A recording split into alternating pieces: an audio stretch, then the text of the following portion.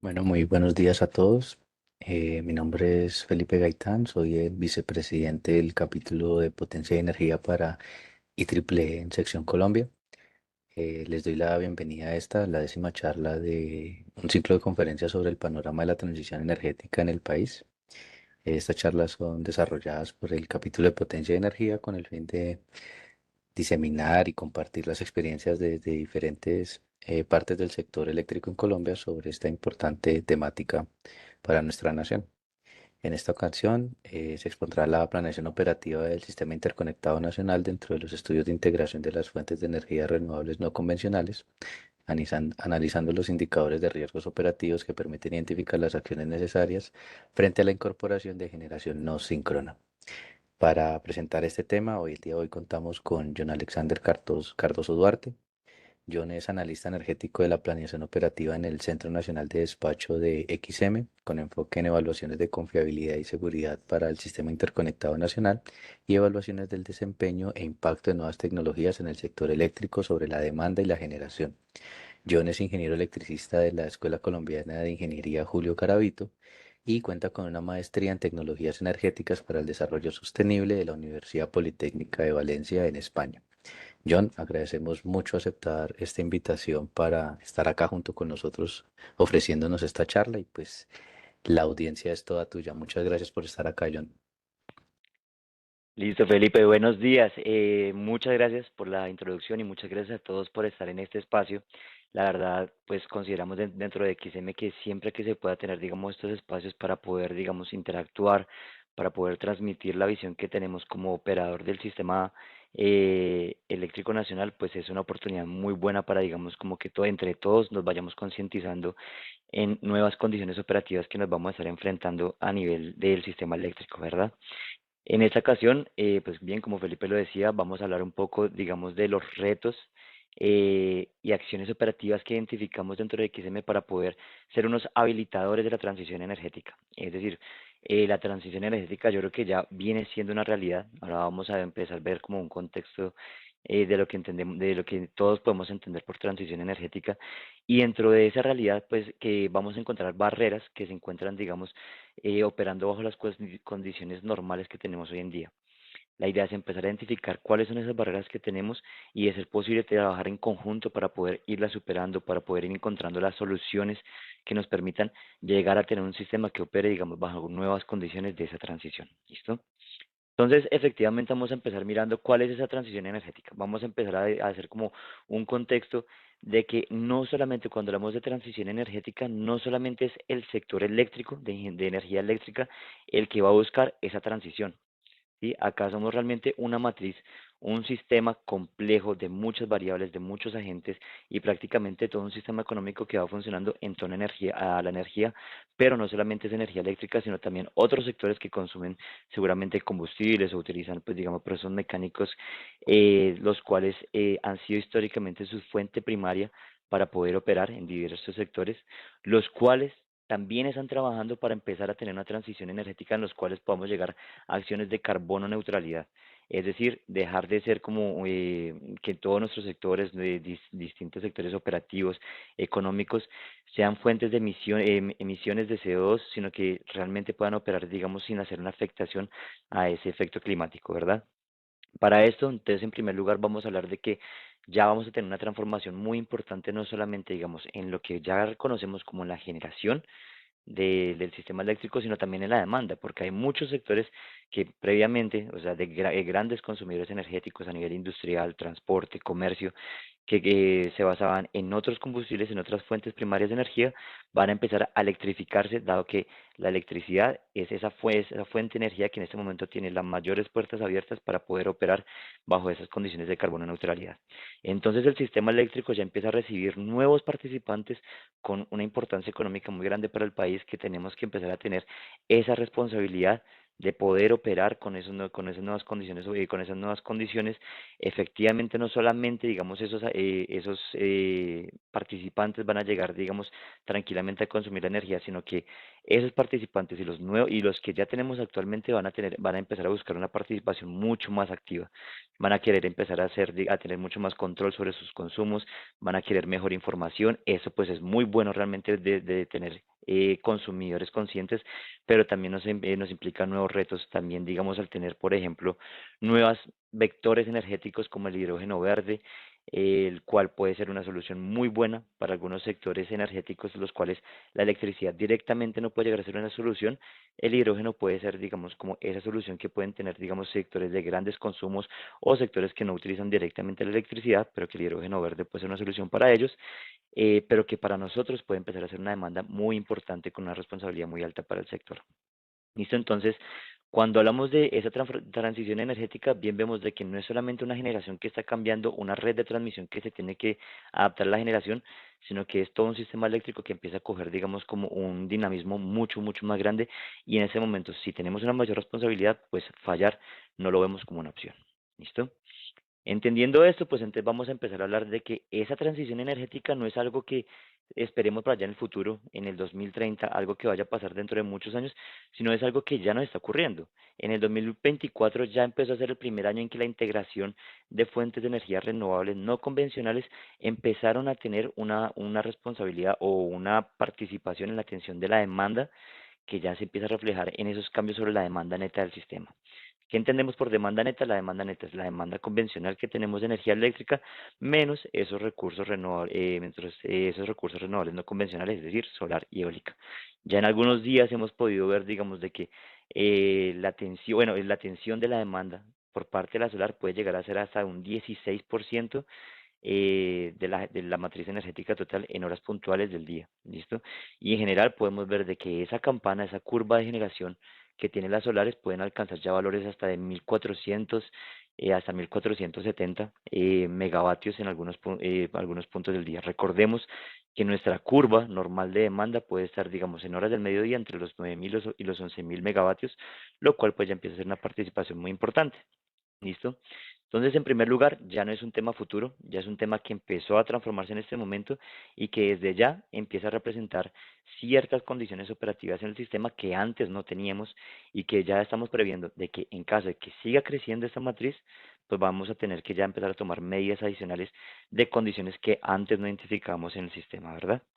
Entonces, en este caso, ¿qué vamos a mirar? Si ya tenemos algunas condiciones operativas que vamos a ver más adelante, de esa participación de 1400, 1700 megavatios que tenemos de solar en el sistema, ¿qué pasa con el futuro energético del país, con el futuro de la generación? Bien vemos que en este momento para nosotros analizamos para este estudio dos escenarios de esa expansión de generación en el país. El primero es considerar todos aquellos proyectos que ya fueron aprobados por la resolución CREC 075-2021, que ya han demostrado que tienen garantías bancarias, es decir, son aquellos proyectos que dijeron, estoy totalmente interesado en entrar y participar en el futuro del sector energético eléctrico del país, ¿cierto? Que en este caso estaríamos hablando de que nuestro crecimiento de la expansión de la matriz energética pasaría a ser de 21.6 gigavatios que tenemos hoy en día, le sumaríamos 16.2 gigavatios nuevos, es decir, pasaríamos a tener casi 38 gigavatios, de los cuales, de esos 16 gigavatios, prácticamente todos son de fuentes renovables, ¿listo?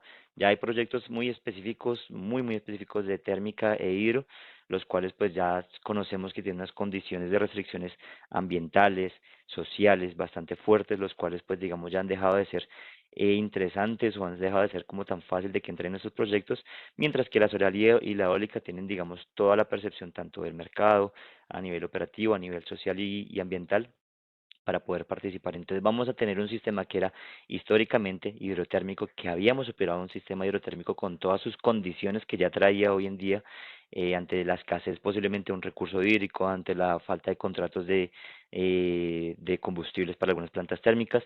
Ahora tenemos una matriz en la que hasta un 36% va a ser de energía solar, de proyectos fotovoltaicos y un 7% de eólica. Pero, ¿qué pasa? También hemos visto que en nuestro sistema hemos tenido también un atraso en la entrada de todos esos proyectos que ya viene una cuestión, yo creo que desde el 2018, hemos visto que todos los proyectos que tenían intención o que tienen, digamos, ya un desarrollo de proyectos para poder ingresar en el país, tienen atrasos o en algunos casos, algunos ya inclusive levantan la mano y dicen, ya no en este momento no podemos continuar con la instalación del proyecto, nos vamos para atrás. Entonces, en esos casos ya nos vamos a un escenario en que no entran todos esos 16 gigavatios, pero sí se considera un escenario que se llama estallido, también propuesto por el mismo Ministerio de Minas y Energía, que tiene en primer lugar asegurar la energía que es, digamos, como identificada como suficiente y segura para la atención de la demanda.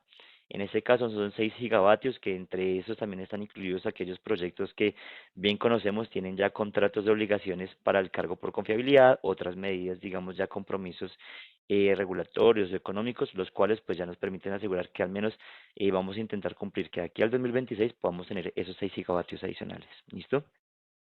Una característica muy importante es que bien conocemos que los proyectos hidroeléctricos en el país, que era la fuente principal de energía, se ubicaba en la zona andina, en la zona montañosa, ¿verdad? Principalmente en Antioquia, Oriente, en la zona del Magdalena, como conocida como centro, mientras que ahora esos proyectos solares, bien vemos que de los 16 gigavatios que van a entrar, un 59% se van a ubicar en Caribe, un Caribe que era una zona que normalmente tenía proyectos de energía termoeléctrica y que era importadora de energía por naturaleza.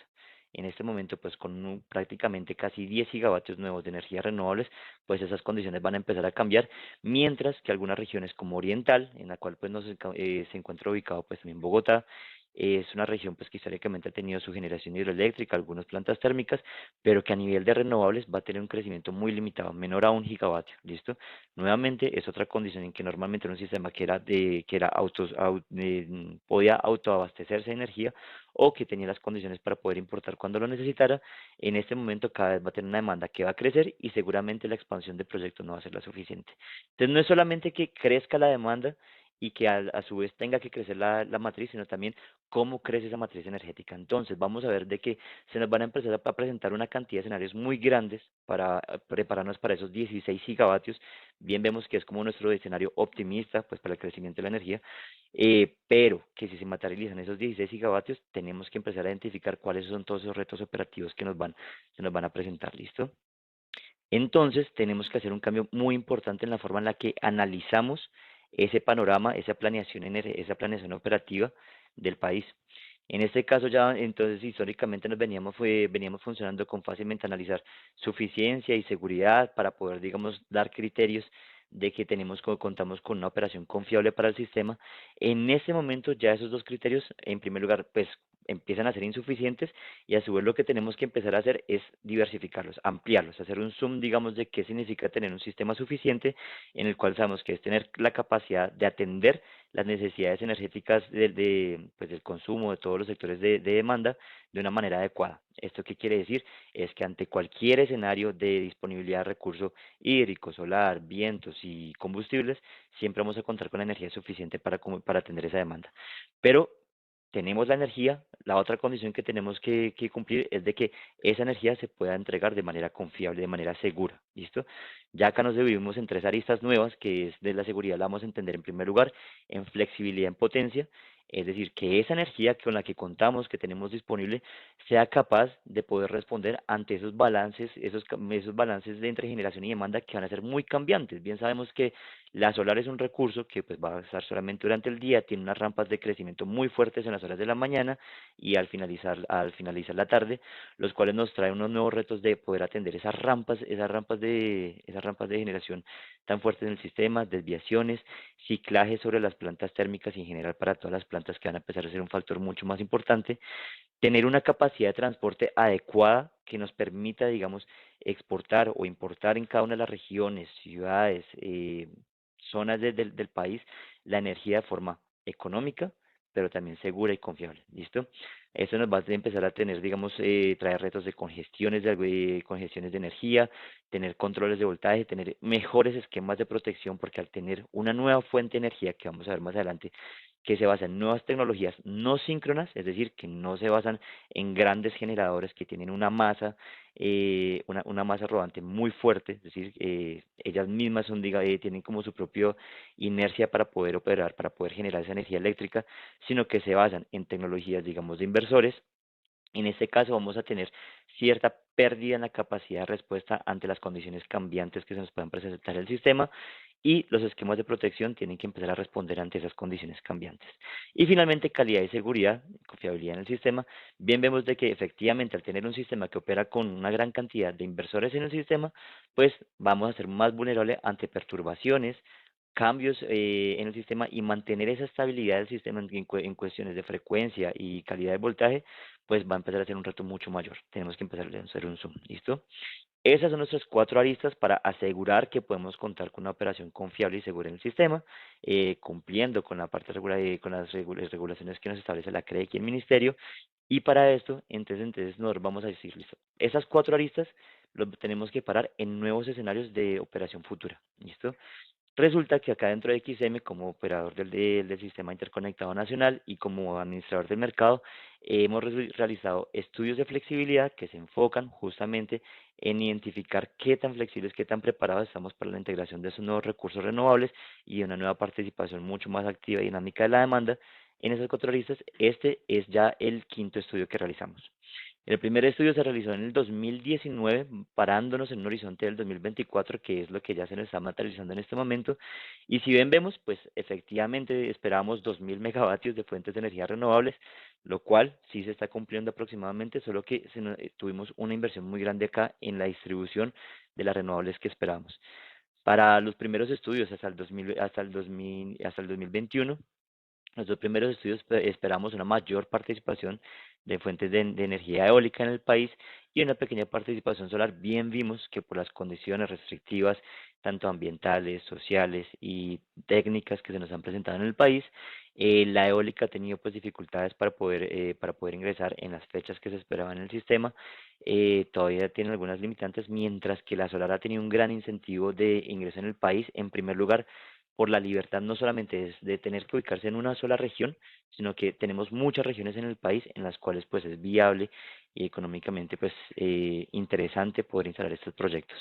Entonces, esos escenarios realmente, digamos, tenemos una renovable pues equivalente, pero con características mucho más solares que eólicas, que nos traen pues retos diferentes, claro están. En el 2021, en el segundo estudio del 2021, ya empezamos a tener un boom de crecimiento, ya pasamos de 2.000, 4.000 a 8.000 megavatios, que bien sabemos es un número que nos haría crecer de forma importante en nuestra matriz energética. El 2022 se materializó más ese cambio hacia la solar, y en el 2024, este estudio en el que me baso en esta presentación, pues ya tenemos un crecimiento en que pues de los 16 megavatios, de los 16 gigavatios que esperamos de crecimiento de renovables, 13.7 gigavatios son de solar. ¿Listo?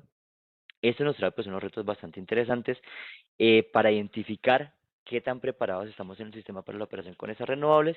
Bien, vemos que tenemos cuatro aristas, pero bien sabemos, listo, cuáles son nuestras métricas, cuáles son, digamos, esos indicadores que nos indican, que nos van a decir si estamos en esas cuatro aristas preparados o no para poder atender la demanda con esta nueva matriz energética. Resulta que entonces en estas cuatro aristas creamos un total de 25 indicadores de confiabilidad en esos estudios, de los cuales vimos que para ese estudio del 2024, en el cual esperamos en un horizonte del 2029-2030, 16 gigavatios de proyectos renovables. En 24 de ellos identificamos riesgos de no poder atender, de no poder operar un sistema con estos 16 gigavatios de renovables si no se toman medidas adicionales, si no se toman acciones frente a la incorporación de esas fuentes no síncronas. ¿Listo? Pero entonces, ¿qué pasa?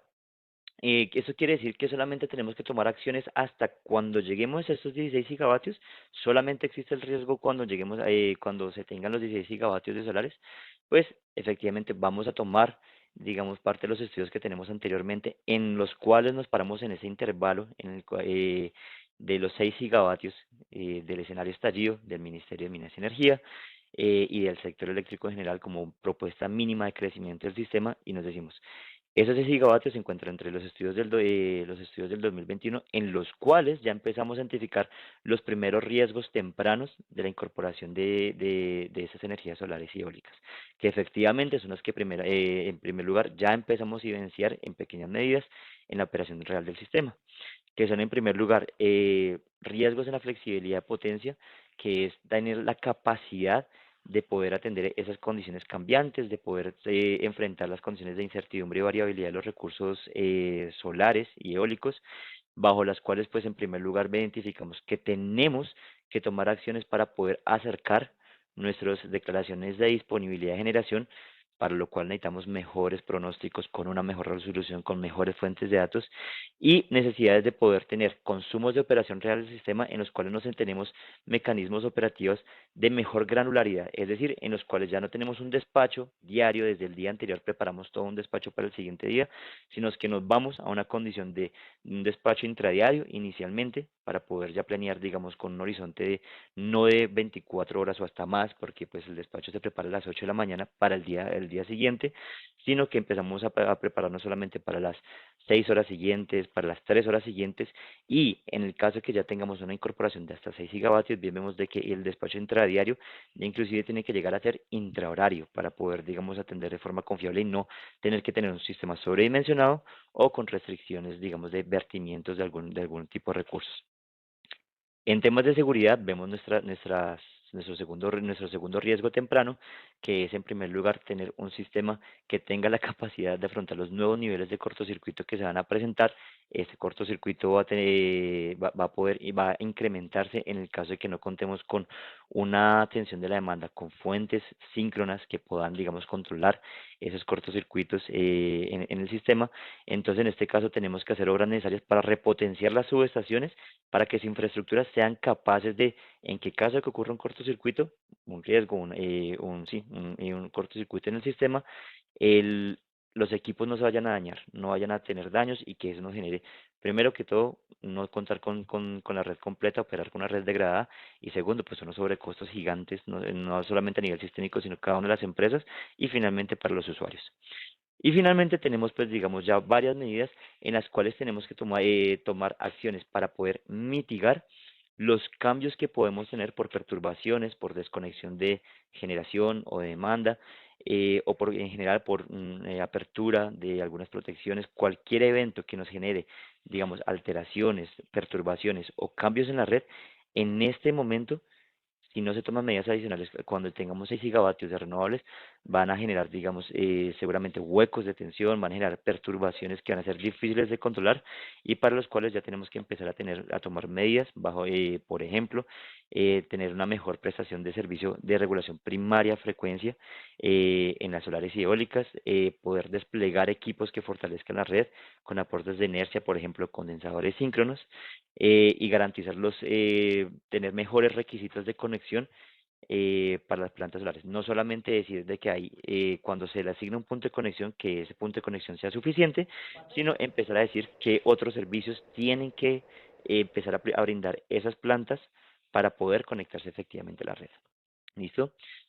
Esas son nuestras 25 métricas generales. Esto es un gran zoom de lo que nosotros vemos, de lo que nos tenemos que empezar a preparar, pero pues claramente en este espacio queremos empezar a explicar también de estas 25 métricas, de esas cuatro aristas, ¿por qué? ¿Por qué salen esos indicadores en este color? Listo, vamos a empezar a hacer un zoom en esa parte. El primer punto, la primera arista es la suficiencia energética. Bien vemos que de las cuatro aristas es la que se puede empezar a ver, digamos, como a mayor plazo de tiempo, es decir, es contar, digamos que bajo cualquier condición de fenómeno del niño, de condiciones de verano, invierno, niña, siempre contemos, pues, digamos, con una complementariedad en la matriz energética para poder atender, digamos, toda la demanda de nuestro territorio. ¿Listo? ¿Qué vemos? Aquí empezamos a ver acá en suficiencia energética. Suficiencia energética, bien vemos, es contar siempre con disponibilidad de energía para poder dar de manera no solamente segura, confiable, sino también óptima, es decir, eficiente y económica para los usuarios. Esto viene de la CREC 025, nuestro código de redes, nuestro código de operación, en los cuales es nuestra condición operativa. Y acá que empezamos a ver, vamos a tener, recordemos, 13 gigavatios de solar los cuales tienen una alta variabilidad de cuánta energía nos pueden entregar de un día a otro. Bien, vemos que en este caso, en este estudio de flexibilidad, nos paramos en un horizonte de 2029, en los cuales simulamos un año completo de operación bajo tres hidrologías diferentes, de hidrología alta, como características de niña, hidrología media, es decir, normalidad, hidrología baja. ¿Qué pasa si operamos en un futuro 2029 con condiciones de niño? ¿Listo? Entre esos tres escenarios, es decir, 3 años completos de información, más de 1000 días de simulación, lo que obtuvimos es que tenemos una variabilidad entre el 22% de la capacidad instalada por la solar, es decir, si tenemos 13 gigavatios instalados, en la hora pico vamos a tener solamente aproximadamente 2.6 gigavatios de solar, hasta un 90%. Es decir, es una variabilidad muy grande de los aportes de este recurso solar, los cuales pues tenemos que empezar a adaptarnos en primer lugar para decir, listo, no importa que tengamos un 90% de solar o un 22% de solar, siempre vamos a tener la capacidad de atender la demanda diaria, semanal, mensual del sistema.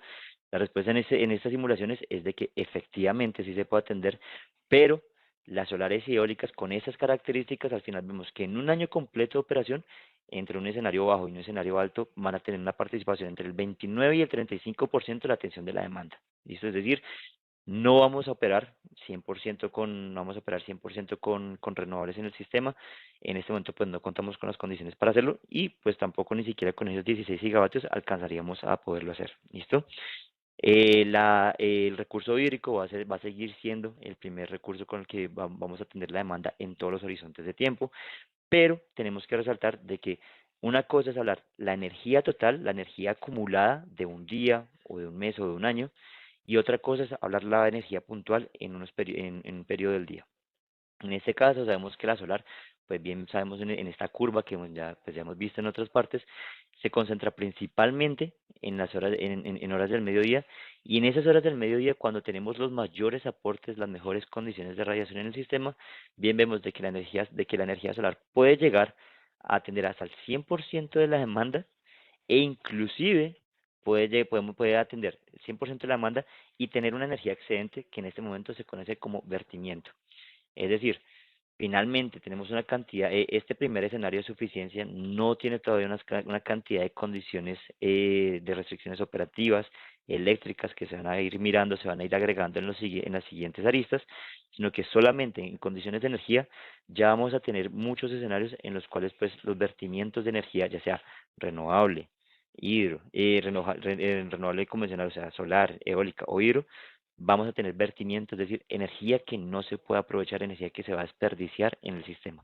Ya estaríamos incumpliendo con nuestra primera condición de suficiencia, que es operar bajo condiciones óptimas. Tener vertimientos, tener energía perdida, es perder esa optimización en la operación del sistema. Acá vemos una primera solución, una primera acción que nos podría mitigar, es decir, la idea sería poder aprovechar, aplanar esta curva de demanda neta, aprovechando la energía excedente que nos queda por la operación del mediodía y poder distribuirla en esas horas de la noche en la cual ya no contamos con ese recurso solar, ¿cierto? Mientras no se haga, pues en los tres escenarios, así estemos en una condición de niño, mejor dicho, y utilicemos toda la solar que podamos, vamos a tener escenarios de vertimiento de al menos 7.8 gigavatios hora por día. ¿Listo? Pero también tenemos que prepararnos para el otro escenario.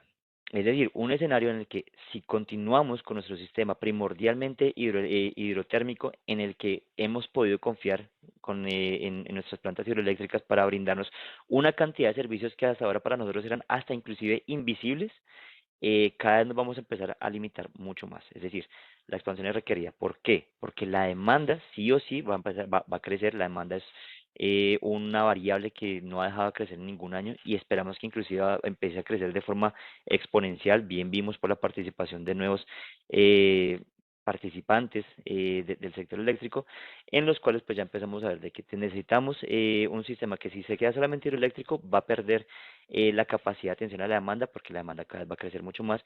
Esa capacidad de regulación que tenemos en los embalses, la energía almacenada en los embalses, cada vez va a ser una energía almacenada que nos va a servir menos, es decir, va a podernos permitir regular menos y, por ejemplo, en unas condiciones de niño, cada vez va a ser más difícil llegar a tener la energía suficiente para atender la demanda si no crece el parque. Si crece el parque como esperamos con la Crexel 75, puede que vamos a mantener esas condiciones de relación entre generación y demanda. Si solamente entran los proyectos con obligaciones de energía firme, es decir, escenario como el estallido de 6 gigavatios, seguiremos perdiendo esa capacidad por el fuerte crecimiento de la demanda, pero igual contamos con una capacidad de regulación o de atención de la demanda por encima de un factor de 1.7, y si no, y si solamente entran los proyectos de obligaciones sin las eólicas, pues nos vamos a un escenario mucho más limitado. Entonces, ¿qué pasa? Tenemos que prepararnos para ambos escenarios, ¿cierto? En primer lugar, si tenemos una alta integración de recursos renovables, tenemos que empezar a tener una mejor predicción de cuál es el recurso solar, eólico e hídrico para poder prepararnos, para poder operar de forma complementaria y suficiente, ¿listo? Pero en el caso en que no tengamos una entrada oportuna de proyectos de generación y transmisión, bien, vamos a empezar a correr muchos más riesgos de escenarios de no atención de la demanda, podemos llegar a tener déficit operativo en el sistema y pues realmente, digamos, exponernos más energéticamente de lo que operamos hoy en día. Entonces, realmente tiene que hacer una articulación institucional para materializar los proyectos, pero si se materializan los proyectos, también mejorar las capacidades de generación de escenarios renovables, de escenarios de recursos primarios, de sus pronósticos, y ampliar, pues, digamos, esa disponibilidad de los recursos primarios, no solamente recurso primario, viento, sol y agua, sino también de disponibilidad del parque térmico, que va a seguir siendo una herramienta de soportabilidad para la operación del sistema. ¿Listo? Vamos a irnos a un horizonte de tiempo más cercano. Ya no vamos a verlo así a nivel macro, a nivel anual, a nivel mensual, sino que pasa, digamos, cuando ya empezamos a operar hora a hora bajo esas condiciones de incorporación de 16 gigavatios. Acá vamos a conocer una curva que yo creo que acá ya la mayoría la hemos visto, que se reconoce como una curva de patrón de cañón. Es decir, la demanda neta, que es la demanda normal, la demanda convencional que tenemos, menos la generación solar, menos la generación eólica, y en caso de contar con ella, sumándole el almacenamiento, nos daría en este momento un efecto de cañón. Es decir, que de la demanda normal que tendríamos de esta manera, la demanda convencional, pasaríamos a tener una demanda con esta operación. ¿Listo? Con estas características. Resulta que estos cambios de bajada y estos cambios de subida empiezan a representar un reto porque no todas las tecnologías tienen la capacidad de poder asumir esos cambios. Empezando que estos cambios, estas rampas van a tener que asumir por nuestros recursos convencionales, es decir, hidro y térmica, y bien sabemos que las térmicas tienen restricciones, por ejemplo, de rampas mínimas para poder entrar en operación, tiempos mínimos en línea, tiempos mínimos fuera de línea, que realmente las vuelve muy limitadas para poder asumir estas cargas. Entonces, ¿qué pasa? ¿Quién la va a asumir principalmente? El recurso de hidro. Pero bien sabemos que entonces, si la demanda sigue creciendo y el parque hidráulico no va a crecer, cada vez vamos a estar mucho más limitados para poder asumir. Más aún cuando podemos identificar que dentro de este estudio sabemos que podemos llegar a tener unas rampas que inclusive pueden cambiar hasta 6.000 megavatios en una hora. 6.000 megavatios, como para hacer una equivalencia, fácilmente puede ser 5 veces la capacidad que tiene Hidroituango en este momento en nuestro sistema. Es decir, tendríamos que en una hora prender un equivalente a 5 plantas como Hidroituango para poder asumir las rampas que nos dejan las solares. ¿Listo? Eso es un reto bastante importante, por lo cual se dice, en primer lugar, si no se toman medidas adicionales como almacenamiento o baterías que nos permitan aplanar esa curva, tenemos que al menos garantizar que mantenemos esa flexibilidad, esa operación óptima de los recursos hidráulicos y térmicos para poder decir que con lo que quedamos, con ese recurso hidro que queda, al menos nos sirva con toda la confiabilidad para poder atender esas rampas. El recurso hidráulico, técnicamente hablando, tiene esa capacidad para asumirlo, pero también tiene muchas restricciones que están surgiendo a nivel ambiental, por ejemplo, que les restringe también tener cambios muy fuertes en su operación, porque también puede generar aguas arriba o aguas abajo de los embalses, crecimientos o sequías en los ríos que pueden afectar comunidades, fauna, flora, etcétera. Entonces, pues no solamente, digamos, contar que técnicamente las hidráulicas lo pueden hacer, sino que una regulación ambiental que también nos permita operar bajo esas condiciones de flexibilidad. ¿Listo? Entonces acá empezamos a ver retos mucho más interesantes, es decir, un parque hidráulico que no va a crecer, tenemos que seguirlo manteniendo, digamos, que pueda operar de forma totalmente óptima. Algo muy importante también es prepararnos no solamente para para asumir esa rampa, pero no es solamente asumir la rampa cuando ya está ocurriendo, sino prepararnos. Es decir, esos pronósticos de generación renovable nos van a poder, digamos, si lo hacemos con mayor granularidad, mejor calidad de datos, nos van a poder decir con algún tiempo de anticipación, 1, 2 o 3 horas de anticipación, cuánta energía convencional e hidráulica vamos a necesitar para poder atender esas rampas de bajada o de subida. ¿Listo? Si no contamos con esta calidad de los pronósticos, seguramente vamos a llegar a la hora de la operación y vamos a tener unos cambios tan fuertes que si no contamos con un pronóstico, lo que tenemos que dejar guardado son reservas, es decir, una cantidad gigante de plantas hidráulicas que están quietas, preparadas para asumir esos cambios de bajada o de subida, ¿cierto? Y eso realmente es quitarle esa disponibilidad, digamos, de operación de despacho óptimo y pues empezar a jugárnosla por una operación mucho más riesgosa, ¿listo? En este caso tenemos que si mejor los pronósticos no tenemos que dejar una cantidad de energía guardada en reservas tan grande, sino que podemos ajustarla mucho más a lo que los pronósticos nos va a decir y tener mucha más energía disponible para atender otras condiciones operativas que vamos a ver más adelante o que ya vimos en suficiencia energética. ¿Listo? Capacidad de transporte. Vamos a empezar a hacer un zoom, pues como un espacio particular a la transmisión del sistema. Bien vimos que en generación tenemos que garantizar que crezca el parque de generación, pero si crece de la forma adecuada, pues tenemos que empezar a tomar medidas para asumir rampas, reservas, ciclajes de las plantas térmicas, optimización de las plantas hidrotérmicas, solares y eólicas y tener, pues, digamos, mejores pronósticos y escenarios para poder operar bajo esas condiciones. Nuevamente, si tenemos todas las condiciones de generación adecuadas para poder operar bajo estas nuevas curvas que vimos, tenemos que contar que nuestra red de transporte sea la suficiente. Bien dijimos que tenemos una capacidad para para poder, digamos, llevar energía de cualquier parte del país hacia las zonas donde haya pues altas demandas. Históricamente, ¿cómo ha sido esa distribución? Normalmente nos vamos de áreas como Antioquia, Nordeste, Oriental, se exporta la energía en donde están las hidroeléctricas hacia regiones como Caribe o suroccidente históricamente, ¿verdad? Pero si Caribe tiene el crecimiento que vimos que va a tener en renovables, oriental o nordeste va a tener un crecimiento muy limitado, seguramente ese panorama va a invertirse completamente.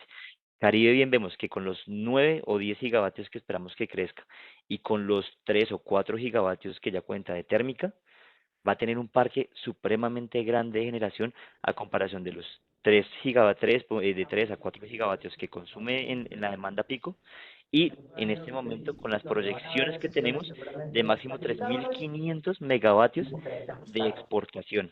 Es decir, tenemos 12.000 megavatios preparados para poder ser exportados y la red solamente nos permite exportar 3.500. ¿Listo? Esas condiciones también se nos invierte en suroccidental y oriental cuando vemos que oriental también puede ser una demanda supremamente creciente donde tenemos transporte, industria, comercio que se va a electrificar, donde recordemos que esa es la zona de Bacatá, en los cuales pues sus consumos van a ser gigantes, un parque de generación que no va a crecer y solamente se le permite 1.800 megavatios para traer desde otras áreas. Entonces realmente crecer, incrementar la red eléctrica va a ser importante. Ya existen proyectos muy importantes que nos permitirían habilitar o reforzar el crecimiento de importación-exportación de estas áreas, pero se tiene que empezar a materializar, ¿listo? ¿Y por qué es importante, digamos, de que no se concentre solamente en un área? Acá tenemos un diagrama en el cual podemos ver, por ejemplo, las 5 áreas operativas que tenemos en el sistema, cada una con su respectivo color. Vemos que la energía que tiene el mismo color del área, por ejemplo, en el caso de Caribe, es energía que se exporta. Vemos que Caribe, de que históricamente era un importador por naturaleza, va prácticamente a ser un área que todo el tiempo va a estar exportando energía hacia Antioquia y hacia Nordeste, que es con quien está conectado. Antioquia, a su vez, que cuenta con una fuerte capacidad de hidro, va a coger esa energía que recibe Caribe y tiene que distribuirla hacia suroccidente y oriental, y lo mismo el caso con Nordeste. Es decir, todas las 5 áreas tienen que estar interconectadas de forma adecuada, tienen que ser óptimas, no solamente concentrarnos en 2 o 3 proyectos en Caribe, sino que es un sistema completo que tiene que mantenerse creciendo. ¿Listo? Bien vemos en el caso de que nos quedemos con los proyectos solamente que tenemos en este horizonte o que no surjan nuevos proyectos en los nuevos planes de expansión de transmisión del sistema, vamos a tener una gran cantidad, prácticamente un horizonte que entre 3.500 y 9.500 megavatios de energía que se está produciendo en Caribe pueden ser perdidos, es decir, se tienen que desaprovechar, se tienen que verter porque la red no permite llevarlos hacia el resto del país. ¿Listo?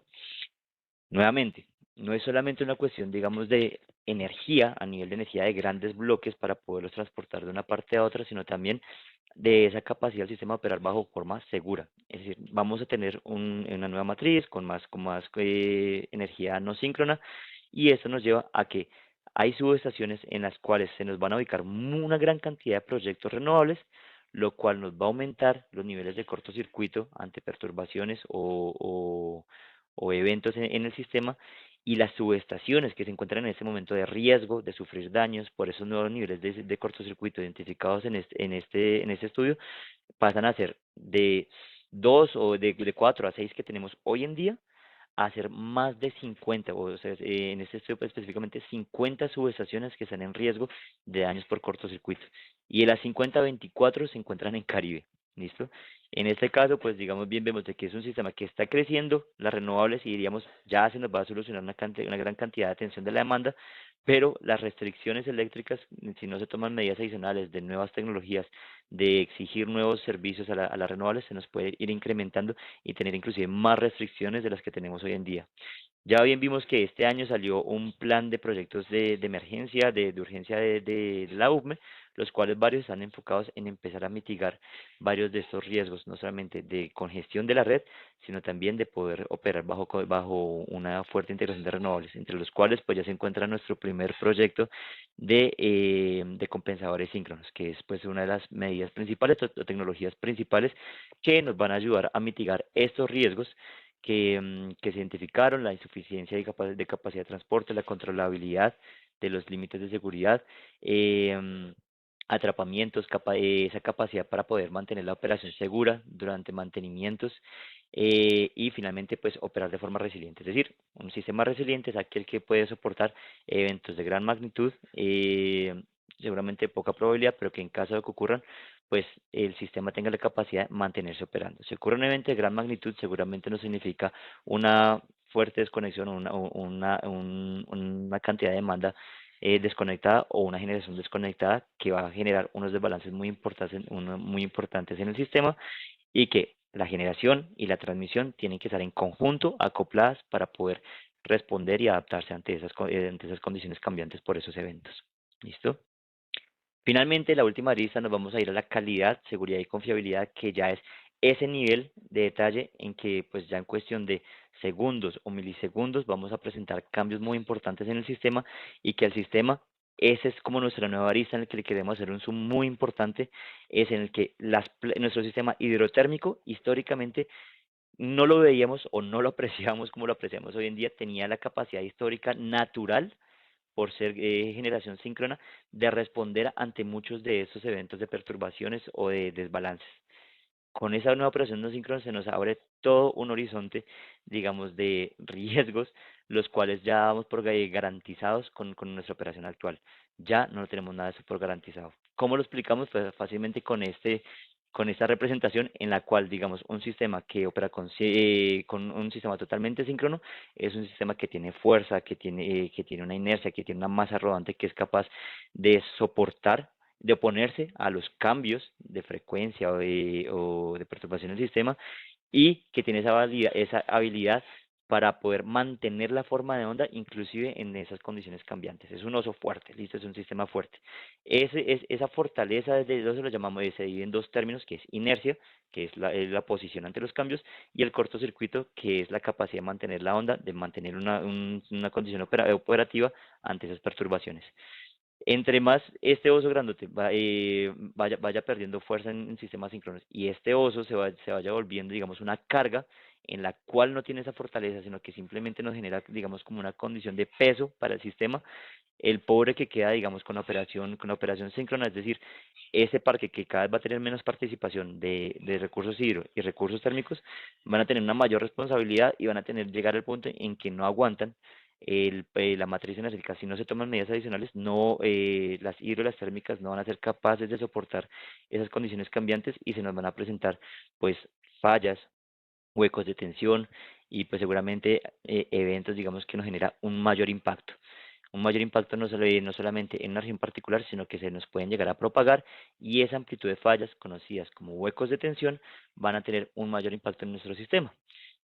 Esto, normalmente, digamos, estos huecos de tensión en los cuales se nos ocurre un evento en una subestación principal donde tenemos un gran recurso de generación, una alta demanda o es un punto neurálgico para la transmisión de la energía, seguramente va a tener un gran impacto. Bien, vemos que, por ejemplo, un evento que nos puede ocurrir hoy, por ejemplo, una subestación como Copey, que es de las pocas subestaciones que tenemos de 500 kilovoltios, nos va a afectar una parte muy importante de la Guajira, pero que si llegamos a operar con las condiciones de 16 gigavatios, especialmente en Caribe, vemos que un evento en una subestación no se nos va a mitigar a una región, a un departamento, dos departamentos puntualmente, sino que se nos va a sacar prácticamente todo un área como Caribe o inclusive hasta más de operación. Esto es bastante riesgoso, ¿verdad? Entonces tenemos que empezar a poner ciertas reglas operativas. La primera regla es pues, empezar a crear esos indicadores que nos van a medir. Para eso tenemos un nuevo índice de fortaleza, SSRIF, justamente, pues digamos de las normativas de IEEE, en las cuales pues bien vemos que totalmente un índice de fortaleza adecuado tiene que tener un indicador por encima de uno. Hoy en día lo tenemos, pero en ese futuro, en ese escenario futuro, se va a incumplir completamente. Para eso tendríamos que tomar dos medidas. La primera medida, que es en la que no hacemos nada, en la que no instalamos nada nuevo, sería tener que restringir la cantidad de energía renovable no síncrona con la que se puede llegar a operar. Es decir, tener que limitar las renovables, tener que tener vertimientos y tener que perder esa optimización del sistema. La segunda es adaptar en tecnologías, en operación, en mercados, todo el sistema para poder, digamos, operar con esas nuevas condiciones de condensadores de energía no síncrona, instalando compensadores síncronos, instalando baterías, exigiéndoles a todas esas plantas de solares y eólicas que ya presten servicios también de regulación primaria frecuencia, en la cual pues también nos ayuden a mitigar esto y mejorar también los estudios. En este caso tenemos un primer estudio de un análisis EMT, que es un análisis, pues, digamos, con mucha mejor resolución que captura mucho mejor el dinamismo del sistema respecto a los estudios convencionales, los cuales ya nos van a permitir evaluar los servicios que están prestando estas plantas o estos nuevos proveedores de servicios al sistema y que seguramente va a ser, digamos, una herramienta complementaria desde nuestra parte operativa para estar monitoreando, vigilando que todas esas nuevas tecnologías que entren, que todos esos nuevos servicios que estén prestando sean los adecuados para poder responder ante esas perturbaciones. ¿Listo? Acá es un ejemplo fácilmente de lo que tomamos para poder pasar de todos esos índices que están incumpliendo, que deberían estar por encima de uno, ese CRIF que debería estar por encima de uno para decir que se mantienen condiciones posiblemente confiables, se lograron subir a las condiciones, digamos, a condiciones operativas adecuadas, pero por ejemplo, en este caso, haciendo recortes de hasta 3.3 gigavatios de fuentes de energía renovables. De los 16 gigavatios, 3.3 gigavatios, que eso puede representar una gran cantidad de proyectos, tendría que decírseles, oigan, ustedes hoy no pueden operar, en este momento no pueden operar porque es peligroso, es riesgoso para la operación del sistema, para todo el sistema interconectado nacional, que entren ustedes adicionalmente, todo que tenemos que cortarlos. ¿Listo? Eso es pues un riesgo bastante importante. Entonces, esto seguramente es un escenario que no queremos, que el ministerio no quiere, que ninguno de nosotros quiere. La idea es que sea, pues, digamos, como esa razón para poder incentivar esas acciones que nos permitan, pues, digamos, tener la mayor operabilidad con FER, que es exigirle mejores requisitos de soportabilidad, sincronización, aportes rápidos de corriente reactiva, definir, pues, niveles mínimos de fortaleza, es decir, que esa fortaleza de red, estos índices de fortaleza de red sean una métrica real, activa para poder operar en el sistema, que se tenga en cuenta para los despachos, ya sean diarios, intradiarios o intrahorarios, y a su vez, pues también, digamos, empezar a establecer mínimos índices de fortaleza, unos mínimos niveles de inercia. La inercia también se puede medir, esa capacidad de oponerse a los cambios se puede medir también a partir de la cantidad de generación síncrona, no síncrona o de otros servicios que se están prestando en el sistema.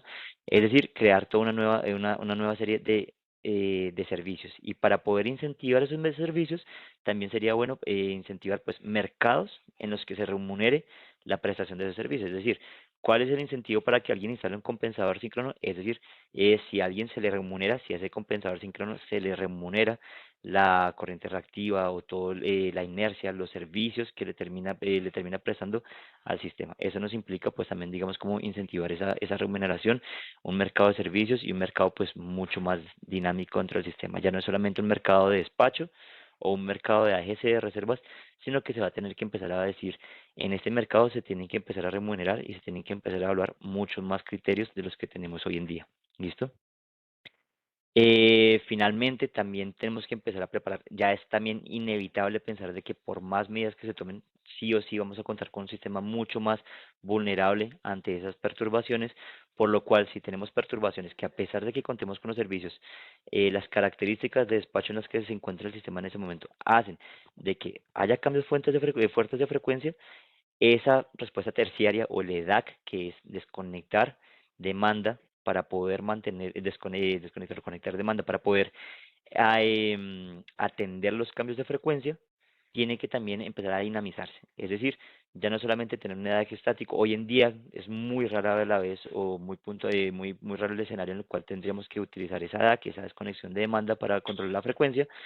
En estos casos, en estos escenarios, sí se puede materializar de una forma mucho más importante y se tiene que dinamizar, no una unidad estático, sino seguramente dinámico con muchos escalones para saber qué servicios son los que se pueden conectar o no, desconectar o no de esa demanda, pues dependiendo del sector económico, social en el cual nos encontramos conectados. Ese es como pues un resumen, una presentación que tenemos preparada, ese es el gran contenido. Acá seguramente pues Felipe ya también me comentará si esta presentación se va a compartir digamos en algún espacio. Tenemos un resumen, acá es un resumen de todas esas acciones que ya concretamos.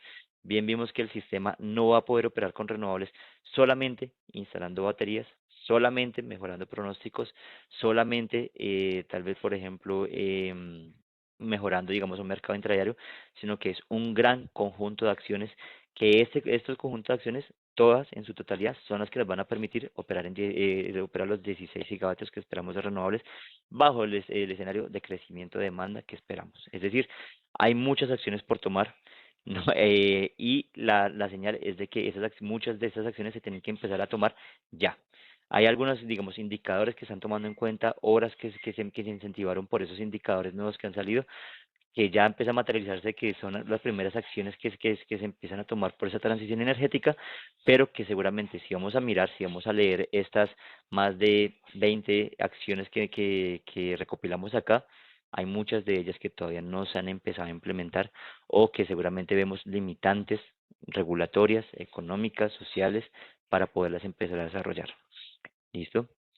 Mientras tanto, pues entonces ya para poder resumir como esos aspectos claves para la transición, eh, seguramente vamos a contar con un sistema que vamos a minimizar los riesgos por eventos climáticos particulares como el Niño, pero si queremos que realmente, digamos, como que sea eficiente esa complementariedad, tenemos que también empezar a prestar nuevos servicios de almacenamiento de energía o mejoran los pronósticos y escenarios del sistema, mantener la flexibilidad ante en nuestro parque hidroeléctrico, en nuestro parque térmico, para poder mitigar estas condiciones cambiantes en unas condiciones de minutos u horas en la generación solar y eólica, avanzar, digamos, también en los estudios que nosotros también realizamos dentro del CND y en general a nivel del sistema, por ejemplo, implementando estudios EMT para poder identificar riesgos que hasta actualmente con nuestros modelos no podemos identificar y definitivamente una gran complementariedad regulatoria, actualizar los códigos de planeación, de redes, de operación y trabajos institucionales e interinstitucionales que nos permitan transformar el sistema, transformar el mercado para garantizar que todos esos servicios que pedimos, que identificamos que se necesitan para poder operar con esa transición energética, sean realmente habilitados en un futuro cercano o en corto plazo o máximo mediano plazo para la operación del sistema. Ese es el contenido que teníamos preparado, pues digamos dentro del CND, acá pues de mi parte también como resaltando los puntos más importantes para este webinar y finalmente pues digamos como una invitación para identificar que la transición es una realidad que requiere una gran coordinación sectorial, no depende solamente de los que están instalando los paneles, de los que estamos operando acá el sistema día a día, sino que realmente necesitamos una participación inclusive, no solamente a nivel institucional, sino hasta a nivel social, a nivel comercial, a nivel económico y a un nivel totalmente transversal dentro de nuestro territorio. ¿Listo? Esa es como la principal invitación que queríamos hacer. Y pues espero que haya sido, digamos, de una muy buena alimentación y que haya pues sido muy interesante para ustedes. No sé también, Felipe, si habrá de pronto tiempo para preguntas o si ya estamos muy sobre el tiempo. No, podemos hacer algunas preguntas. John, Sí, muchas gracias. En serio, muy interesante la claro. presentación, muy completa para tu duda, sí. Después de cierto tiempo, nosotros publicamos estos webinars en nuestro canal de YouTube. Yo ya dejé los links de nuestras redes sociales en el chat para que se puedan suscribir y pues estar atentos cuando las incorporen a la plataforma. Con respecto a las Perfecto. preguntas, hay algunas por acá. Andrés Torres tiene una pregunta y es, respecto al proyecto de baterías del Atlántico, que entiendo está retrasado, desde XM, ¿cómo ven el impacto de este proyecto en el sistema y si saben alguna fecha de entrada del proyecto? Em, Listo. La verdad es muy buen ejemplo. Efectivamente, ya existen los proyectos de baterías en el sistema, pero esas baterías no son, digamos, tienen una orientación diferente. Estas baterías, el BES, la fecha de entrada de operación final, pues ya ellos la manejan es directamente con la UVME. Con nosotros, pues tendrían que coordinar es más cuando ellos quieran entrar a pruebas y esto.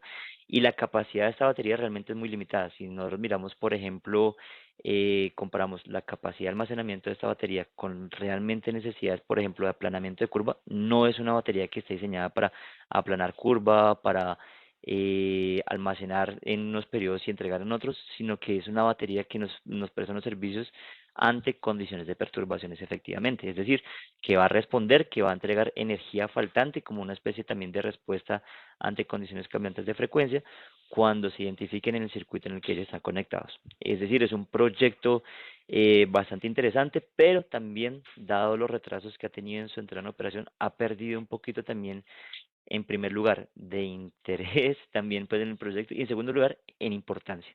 Ya los servicios que se pueden prestar con estas BES, pues a comparación de todos esos indicadores que les acabamos de presentar, queda muy limitado, pues justamente, digamos, a una batería que nos puede, digamos, mitigar seguramente em, cambios o oscilaciones ante condiciones cambiantes por posiblemente desbalances o perturbaciones en el sistema. La invitación es que pues ese concepto que tenemos de baterías, justamente no sé qué en ese proyecto que tenemos o en proyectos muy parecidos a ese, sino que lo ampliemos realmente a decir, el sistema ya hoy en día existen las tecnologías para poder empezar a tener, seguramente no almacenar 4 gigavatios de renovables en baterías en el sistema, pero sí por lo menos que empiece a ser una cuestión de instalación gradual, dinámica, fácilmente, digamos, los proyectos futuros que tengan cada planta, digamos, de 100 megavatios, 200 megavatios de solar que va entrando, ya venga con un porcentaje pequeño de baterías instalada, que haría que sea una baterías distribuidas en el sistema o proyectos propiamente de inversiones como compensadores síncronos, pero en baterías que realmente sean orientadas en almacenar energía y que si nos permiten almacenar energía pueden prestar servicios de aplanamiento de curva, mitigación de vertimientos y también brindar servicios pues también de calidad y confiabilidad ante esas perturbaciones, es decir, servicios de, por ejemplo, de mitigación de huecos de tensión, por ejemplo. Perfecto, creo que con tu pregunta también se cubre una duda que tenía Guillermo sobre las capacidades de almacenamiento para aprovechar vertimientos. Ujú. Paso a otra pregunta entonces, y es ¿cómo prevén en XM la planeación del sistema con la adición de autogeneradores y productores marginales al SIN? Sí, correcto. Esta parte de autogeneradores es supremamente importante también en el sistema. ¿Cómo la prevemos nosotros en XM en este momento? Como un punto ciego, la verdad. En este momento la regulación no nos permite consultar o exigir información sobre la generación o sobre la capacidad de esta autogeneración. Primer rasgo que estamos trabajando y que eso ya se viene trabajando yo creo que hace 1 o 2 años es en mejorar los canales de comunicación. Es decir, empezar a mejorar la comunicación entre el TCO, entre el operador central, los operadores distribuidos y esos representantes o esa operación de autogeneradores o de cogeneradores en el sistema. Es decir, mejorar la comunicación para que los autogeneradores mejoren los reportes de información al operador distribuido y el operador distribuido tenga la capacidad de mejorar la información que nos la entrega el operador. la primera medida, la primera acción que se puede tomar es si contamos con información. Si no se tiene información, pues no se puede hacer nada y esperaríamos simplemente que en este momento todo lo que pasa con autogeneración y cogeneración nos llega a nosotros como demanda neta. Es decir, nosotros lo estamos viendo en este momento, no sabemos cuánto está quedando instalado en cada región, subregión o ya, digamos, sectores distribuidos específicos, sino que simplemente lo que nosotros vemos es que les está cambiando sus características de demanda. Podemos a partir de eso hacer como cálculos o recálculos para asumir cuánto está entrando de capacidad, pero no es una información verídica, comprobada y reportada que nos están entregando a nosotros.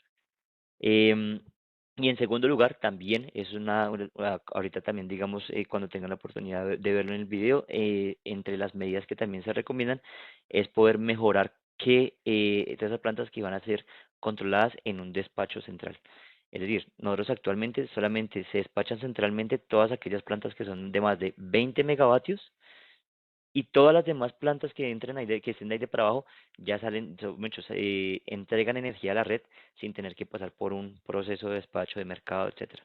Eso lo que nos implica es de que todo lo que sea menor a 20 megavatios entra y para nosotros también es demanda neta que tenemos que controlar y si nos fijamos, hay muchos proyectos de solar que tienen características de ser de menos de 20 megavatios. Cuando era solamente hidro y térmica, eran pues muy raros los proyectos menores con esas características, se podían monitorear, se podían pues digamos tener en el visor, pero ahorita cualquier cantidad de proyectos solares pueden entrar con esas características y la invitación también es digamos a que la regulación nos permita empezar a controlar desde un despacho central plantas que por lo menos bajemos hasta 5 megavatios. Eso nos ampliaría un montón la visión y el control que teníamos sobre el sistema.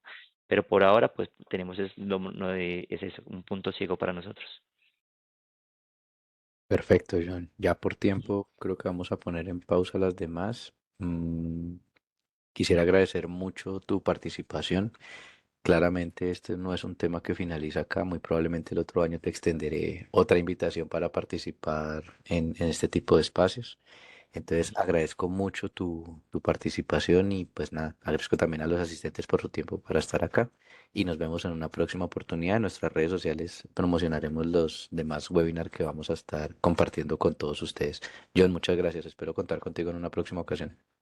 Claro que sí, Felipe. Muchas gracias también por la invitación y muchas gracias a todos por la atención y las preguntas. Que estés muy bien, John. Hasta luego. Muchas gracias a Hasta todos. luego. Hasta luego. Que estén bien.